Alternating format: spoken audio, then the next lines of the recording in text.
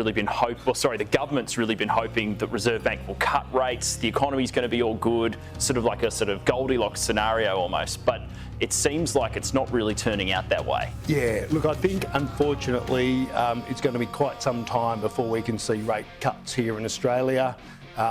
Inflation is at best moving sideways in Australia. I think it's probably accelerating over the first part of 2024.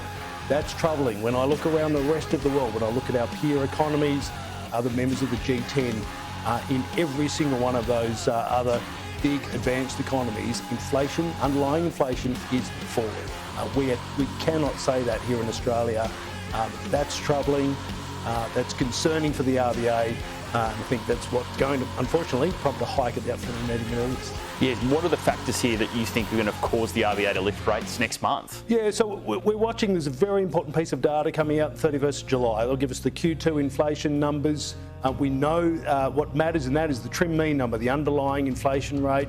The RBA is looking for a 0.8 for the quarter, 0.8 percentage points of growth.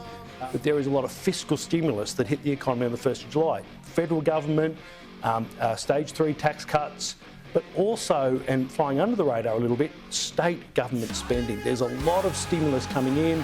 A rate hike at this late point of the cycle might just take a little bit of that aggregate demand back out.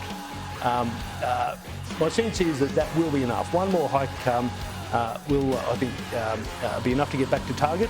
Unfortunately, I don't think we're going to get there without that additional cut. But for now, I just think it's just one more hike. Yeah, because you look around the world, the US is probably going to cut rates in September. It looks now like New Zealand could be cutting rates by November. But the Reserve Bank here has been on a bit of a different path. They're on a bit of an experiment with keeping rates lower than their peers. And is it spluttering a bit, the tactics? Yeah, look, that's right. And there is, it's important that you know that those other central banks are looking to cut.